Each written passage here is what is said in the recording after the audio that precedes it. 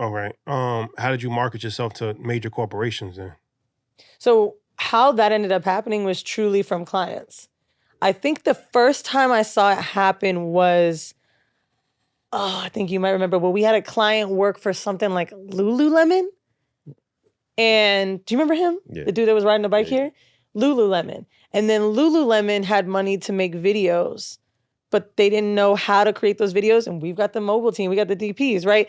It's like something like that. Or it could be even a bank teller and she works at Bank of America and she knows that they have money for creators. It's like everybody in here. Also, like, it's just like kind of AfroTech. If you go to AfroTech, you have all of these companies that put the Black people out there to say, hey, go figure out, how to make something creative. This is the budget we have towards it. So when these podcasters are coming in, they have a production company, which is us, who can actually go and talk to your company about how much we need. So we can set whatever it is that they tell us they have the expenditure for. So you guys, I mean, that's from the consulting side. Was there ever the thought to say we could be our own network of shows?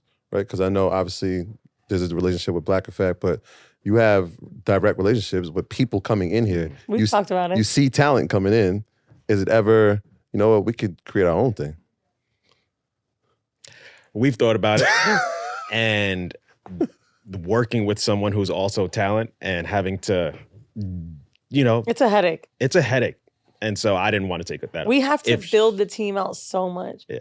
Y'all know this? And it's like, if you're not producing... I'm always interested in hearing. Yeah, so it's like, if you're a podcast network, you're responsible for growing their show, getting sponsors, advertisers for their shows, and like keeping them happy. And so we're breaking our back just running this business. I don't think I'd have the bandwidth to also make sure every show is happy and we're delivering in the way we should be. And keep in mind, what are they going to want?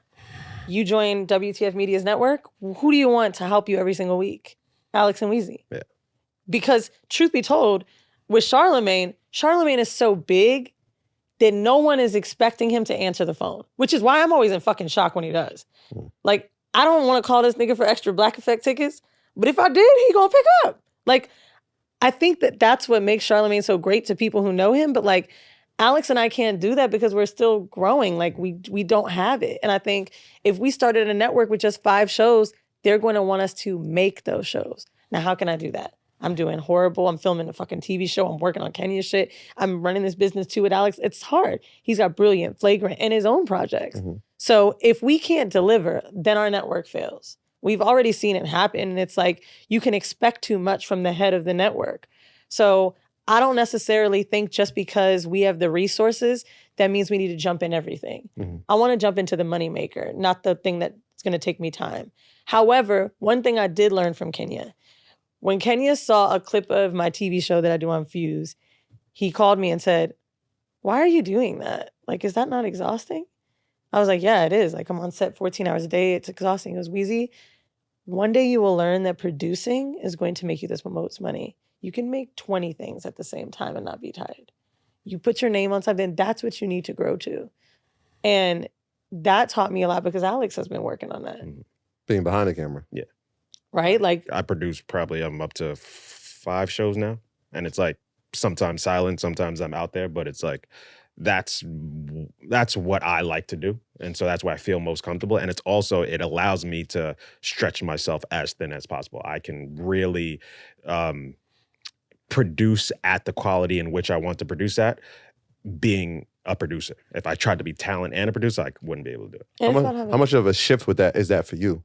Right, always. I mean, for 8 years now, we're horrible, or is it 9? 8. I don't know how she. 8 years of being face front. You had the show on Fuse. Obviously, other things going on. Is that something you want to shift to, or are we like, what do we do? Are we trying to find a balance in between the both? I'll be honest. I'm 33. I'm very confused. I make a lot of money, and I don't know how I make money. I really don't know what's feeding it the most. For example, Horrible Decisions used to make more money than WTF. It doesn't anymore. Now this business has grown so much that, I mean, actually maybe gross, I would say, because, Horrible, we split it down the middle. We're paying employees here. We're buying equipment. We're starting new studios. So maybe there's, some leeway there. But for me, Kenya wouldn't have known me if I wasn't in front of the camera, right? I'm producing all this shit for him. But at the same time, I feel like I'm getting my name out there because I'm in front of this camera. So I'm a little bit scared to completely make it obsolete because I don't know what'll happen. I think I need a few more years under my belt in production. What's also a little bit scary is everybody knows me from sex. Everybody. Even the TV show is about business, but it's called Sex Sells. We talk about money so much on there, people don't even realize it. But I think it's just confusing me a little bit in this point in time because the more as I grow as an entrepreneur, the more nervous I get to completely being back. I know that the marketing is keeping people coming in the door when I'm in front of the camera. I'm just scared. I know we get word of mouth. I know people walk by. I know there's mad referrals, but something about Weezy and not Gila, that's my name, is keeping people in. It's keeping people attached to me. You know, so I don't know. I don't know my sauce without my persona. So, That's honest. how much revenue is it actually bringing in? So 2023 made our first million, 1.2. Congrats. Thank you. Thank you. And literally 2022, our earnings were in the 500s. Before that, it was 2. So it literally doubles every year, right? And when I saw those numbers changing, because Horrible makes money, but not that much and that fast. It's a slow, what's the word I'm looking for? Grind. Slow grind for podcasting, right? Because you have to do so many things to make money from a podcast. You don't just make money from ads. Y'all know that. You got to get on the road. You got to get the merch. You got to do the speaking engagements. People ain't putting that motherfucking work in, and that's why Horrible really did well. I don't know another Black girl podcast that was on Patreon. I don't really even know another Black podcast that was on Patreon before us. I remember telling Andrew Schultz to make a Patreon, and that nigga rich as hell. Not a nigga, but like, it's crazy because we really had to grind that shit out. And luckily, Mandy and I both were working corporate jobs that we fucking hated because we were like, oh, bitch, we getting out this shit. But with Alex and I, it's a little bit different because our money is coming at larger volumes and quicker. And I can't recognize if it's because of our own profile, because Horrible took so long, or if it's truly because this business is that much more of a moneymaker. Like it's tough to figure out how it's happening. We had someone come in to scale the business, which I recommend to anybody, to show you where you make the most, the times of day you make the most, who is spending the most, things like that. It's like, it's a real investment in figuring out how. Because looking at that number on the tax return was great, but it's like, okay, well, shit. How we do it. Yeah. What time? What is it? The strategy? Like, is it the weekends? Like, what times a day? Who are the people that you're making the most with? Weekends are dead. Weekends are dead. Not dead. I mean, we're busier on weekdays. The daytime hours. That's the the people that wants to be a podcaster are probably the ones that don't have a 9 to 5. They're the content creator that wants to do their shit in the day. Even your guests, y'all know this. They don't want to come at night. Everybody wants to be done just like a regular job. Now, from about 5 to 10 p.m., we get the person that is working the day job, right? Like, I remember the last time I was coming in here late at night, I walked my dog in the area. I saw a dude literally ripping off a Chipotle outfit and jumping in the studio. And I thought it was amazing because it's like, oh, damn, you really like coming to do this shit. But for us, the weekdays are the busiest.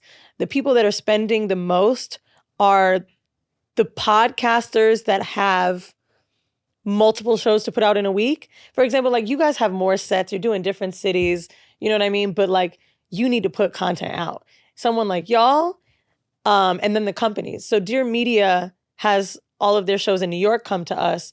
So it's pretty much whatever they're spending that month on 10 shows. It's those networks, right?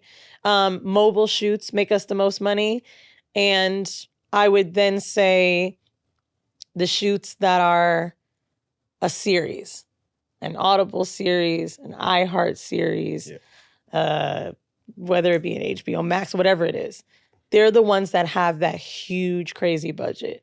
So like a Dare Media, we'll just use them for example. They come in, they have a multitude of shows. They're blocking off a month of space. So how is that being booked? Like, are we doing it weekly, monthly, or is it like quarterly? We need this much space for the quarter. It's not really that, more than these companies need the leeway. So Spotify, for example, came to us and they're like, yo, your shit's booked up. Like, we need to be able to have some kind of agreement where we can have some time. And so I'm like, well, what am I supposed to do? Kick out the girl that maybe spent less than them? That's kind of fucked up. Mm-hmm. So really it's the flexibility. They just kind of want that end-to-end person. These companies need the hand-holding from us. They want to text. They don't want to email. You know what I'm saying? They need that immediate contact. Like, they're like, yo, we got Trevor Noah today. We need it right now. And Alex and I got to figure out a way to make it work. And hey, maybe we're telling that $60 person, we're going to give you 3 free sessions. Right? Not because I want to kick you out, because I ain't going to kick you out.